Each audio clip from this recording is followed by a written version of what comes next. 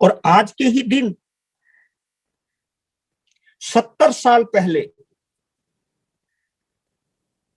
हमारे सर्वमन्य संघ का निर्माण हुआ। और देखिए 22 संप्रदाय के आचार्यों ने अपने अपने पदों से त्याग पत्र देकर एक आचार्य चुना। तो आज उन सभी जिन्होंने अपने अपने पदों का त्याग किया था, उन सभी आचार्य भगवंतों को मैं नमन करता हूं। और जिन शासन को एक धारा से जोड़ने का उन्होंने जो अपनी महत्वाकांक्षा, अपनी अहंकार, अपनी ईगो का त्याग करके, इसलिए मैं सर्वमन्य संघ को बड़ा महत्व देता हूं। जो छोटी छोटी संप्रदाय हैं उनको गच्छ कहा जाता है, लेकिन सर्वमन्य संघ को संघ कहा जाता है। क्यों कहा जाता है? क्योंकि सर्वमन्य संघ का निर्माण त्याग पर हुआ है। और जो कार्य त्याग के साथ होता है, छोड़ने से होता है।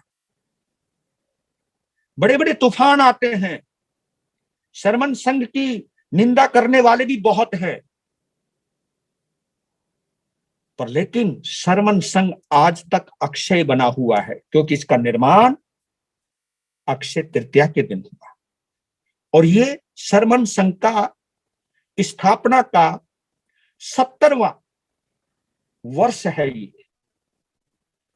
तो सर्वमन्य संघ से, क्योंकि सर्वमन्य संघ की एक और विशेषता मैं आपको बतला देता हूं।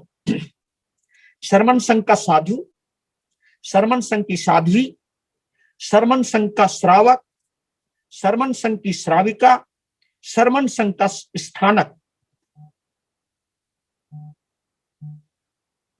सभी के लिए खुला हुआ है। ऐसी उदारता मैंने किसी संघ में नहीं देखी। और मैं अपने आप को बड़ा सौभाग्यशाली मानता हूं कि मैं इस सर्वमन्य संघ का सदस्य हूं। मेरी उदारता में इस संघ का बहुत बड़ा योगदान है। इस संघ ने मुझे मेरे गुरुदेव प्रेम सुख महाराज दिए, जिन्होंने मुझे प्रेम करना सिखाया, वो भी सभी से निष्पक्ष होकर के।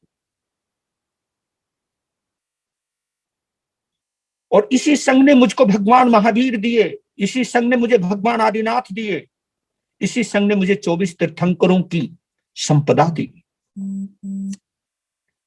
मैं अपने जन्म को सफल मानता हूं कि सर्वमन्य संघ ने मुझे उदार बनाया।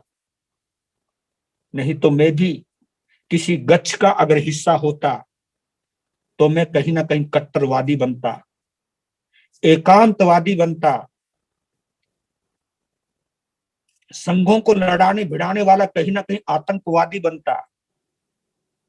लेकिन मुझे वो संघ मिला जिसका विश्वास जोड़ने में है,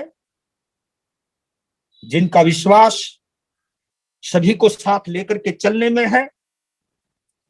और सर्वमन्य संघ में बिल्कुल पूर्णतः लोकतंत्रीय व्यवस्था है, लोकतंत्रीय व्यवस्था है। यहां एक सर्वमन्य संघ ऐसा है जो साधुओं को भी साधु अपने समकक्ष बैठाते हैं, अपने फट्टे के साथ बैठाते हैं। नहीं तो किसी भी संघ में ये व्यवस्था नहीं है। सब साधुओं को वहां बैठाते हैं जहां श्राविकाएं बैठती हैं। साधु के आगे उन साधुओं को बोलने का अधिकार नहीं है, बोल नहीं सकती साध्वी। और जहां श्राविकाएं बैठती हैं वहां उनको बैठाया जाता है। लेकिन सर्वमन्य संघ ने साध्वी को उस जमीन से उठा करके बराबर का पट्टा दिया, पाठ दिया। नहीं, आप भी महत्वपूर्ण हो। ये पहिया उबड़ खाबड़ नहीं है, छोटा बड़ा नहीं। इसलिए मैं सर्वमन्य संघ को प्रणाम करता हूं। सर्वमन्य संघ का सदस्य होने को मैं अपना सौभाग्य मानता हूं। सर्वमन्य संघ और सर्वमन्य संघ से जुड़े हुए जितने भी श्रावक और श्राविका हैं, मैं आज एक छोटा सा संदेश दे देना चाहता हूं। क्योंकि कभी कभी मेरे सर्वमन्य संघ के श्रावक श्राविकाओं को दूसरे संघ के श्रावक श्राविकाएं ये कह करके कह देते, यार सर्वमन्य संघ के साधु साध्वी ढीले हैं। लेकिन एक बात कहता हूं, जब कोई कहे सरमन संघ के साधु ढीले हैं, तो आप कहना हम इस स्वीकार करते हैं, वो क्रिया से ही ढीले नहीं हैं, वो कसायों से भी ढीले हैं। कसाय उनके कमजोर हैं, क्योंकि वो कट्टरवादी नहीं है। क्योंकि जो कट्टरवादी होते हैं उनका मन में हिंसा होती है, मैत्री भाव नहीं होता। और जिनमें मैत्री भाव नहीं होता वो महावीर का उपासक नहीं होता।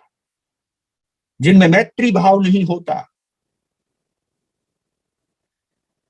वो जिन शासन का अनुयायी हो ही नहीं सकता। जो कट्टरवादी है कि हम ही श्रेष्ठ हैं, बाकी सब घटिया हैं, इस बात को अगर बड़े बड़े मंचों से, प्रवचनों के माध्यम से अगर दोहरा रहा है साधु या साध्वी, तो मैं उनसे एक ही बात कहता हूं, किसी को नीचा दिखाने से तुम ऊंचे कैसे उठ सकते हो? क्योंकि नीचा दिखाने वाला कभी ऊंचा हो ही नहीं सकता। नीचा दिखाने वाला किसी की बुराइयां देखता है, उसकी अच्छाइयां नहीं देखता। तो मेरे श्रावक और श्राविकाओं, मेरे साधु और साध्वी जो सरमन संघ से जुड़े हैं, कोई भी आपकी निंदा करे तो उनके प्रति दुर्भावना मत लाना, क्योंकि वो हमारी सफाई करते हैं। तो मैं सभी को अक्षय तृतीया की हार्दिक शुभकामना देता हूं।